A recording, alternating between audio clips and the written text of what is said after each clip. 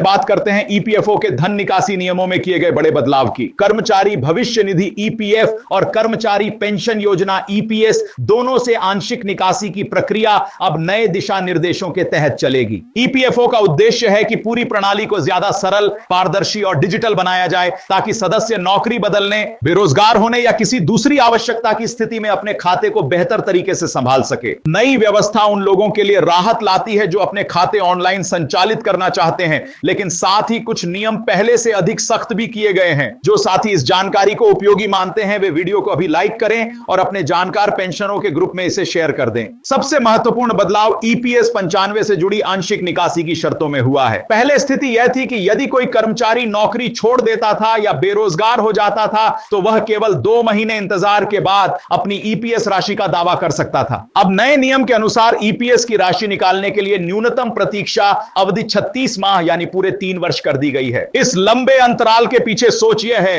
कि सदस्य जल्दी जल्दी पेंशन वाली राशि को ना निकाले और सेवानिवृत्ति के लिए रखी गई यह बचत लंबे समय तक सुरक्षित रह सके। साथ ही यह भी सही है कि अचानक नौकरी छूटने या गंभीर वित्तीय संकट की स्थिति में इतना लंबा इंतजार कई परिवारों के लिए चुनौती बन सकता है। इसीलिए सलाह यही है कि भविष्य की योजना बनाते समय इस नए नियम को ध्यान में रखते हुए ही निर्णय लें और यदि जरूरत हो तो किसी वित्तीय सलाहकार से परामर्श भी लें। ऐसी ही व्यावहारिक जानकारी आगे भी पाने के लिए चैनल को अभी सब्सक्राइब कर लें ताकि आप हमेशा नियमों के ताजा बदलाव से अपडेट रहें। अब बात पेंशन भुगतान की नई डिजिटल व्यवस्था की। ईपीएफओ ने ईपीएस पेंशन भोगियों के लिए एक केंद्रीयकृत पेंशन भुगतान प्रणाली शुरू कर दी है। इस नई प्रणाली के तहत अब कोई भी पेंशनर देश के किसी भी हिस्से में स्थित किसी भी बैंक की किसी भी शाखा से अपनी मासिक पेंशन प्राप्त कर सकता है। सबसे बड़ी सुविधा यह है कि अब यह चिंता नहीं रह गई कि पेंशन पेमेंट ऑर्डर किस स्थान या किस बैंक से जारी हुआ था। जो पेंशनर अपने बच्चों के पास किसी दूसरे शहर या राज्य में रहने चले गए हैं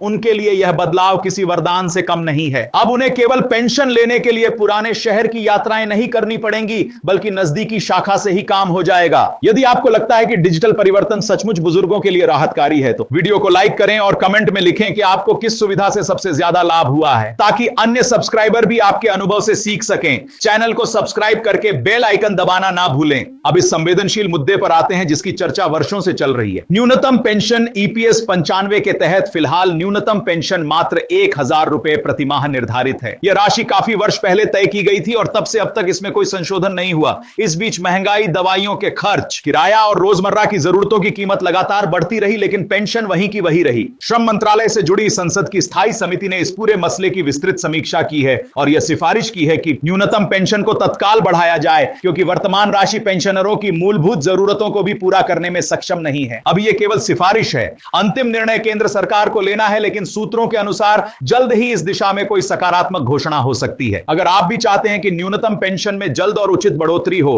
तो इस वीडियो को अपने व्हाट्सएप और टेलीग्राम ग्रुपों में शेयर कीजिए और चैनल को सब्सक्राइब करके इस सामूहिक आवाज को और मजबूत बनाइए। इसके साथ ही ईपीएफओ और श्रम मंत्रालय ने ईपीएस 95 योजना की व्यापक समीक्षा की प्रक्रिया भी शुरू कर दी है। इसका लक्ष्य है कि दशकों पहले बनी इस योजना को मौजूदा आर्थिक हालात और आज की सामाजिक आर्थिक जरूरतों के अनुरूप बनाया जा सके। समीक्षा के दौरान पेंशन गणना के फार्मूले, अंशदान की दरें, पात्रता की शर्तें और सीमा जैसे कई बिंदुओं पर विचार किया जा रहा है। कई कर्मचारी संगठन लंबे समय से मांग कर रहे थे कि पेंशन इतनी होनी चाहिए कि सेवानिवृत्ति के बाद भी व्यक्ति गरिमा के साथ जीवन बिता सके, न कि केवल नाम मात्र की राशि पर गुजारा करे। उम्मीद की जा रही है कि समीक्षा पूरी होने के बाद योजना ज्यादा न्याय संगत, पारदर्शी और भविष्य के लिए टिकाऊ रूप में सामने आएगी। जो साथी ऐसी गहन लेकिन सरल भाषा में समझाई गई जानकारी नियमित रूप से पाना चाहते हैं वे चैनल को सब्सक्राइब कर बेल आइकन जरूर ऑन रखें ताकि हर अपडेट सीधे आप तक पहुंचे। एक और महत्वपूर्ण बिंदु जिस पर ईपीएफओ ने हाल ही में स्पष्टता दी है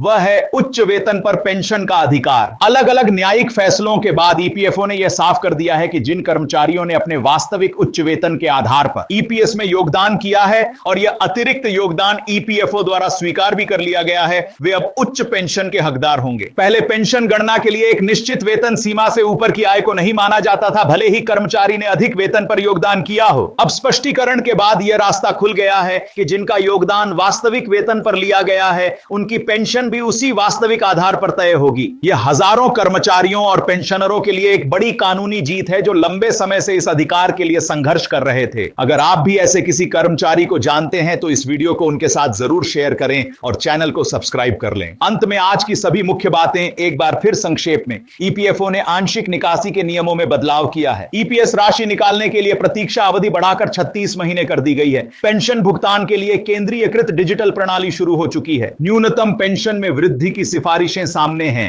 उच्च वेतन पर पेंशन का अधिकार स्पष्ट हो चुका है। हमें भरोसा है कि सभी जानकारियां आपके लिए उपयोगी साबित होंगी। अगर आपको आज का यह विस्तृत अपडेट अच्छा लगा हो तो वीडियो को लाइक करें, ज्यादा से ज्यादा लोगों तक शेयर करें, चैनल हिंद डिकोड को सब्सक्राइब जरूर करें और कमेंट में अपनी राय, अनुभव और सवाल लिखना ना भूलें। आपका सहयोग और भरोसा ही हमारे लिए सबसे बड़ी ताकत है। बहुत बहुत धन्यवाद। जय हिंद, जय भारत।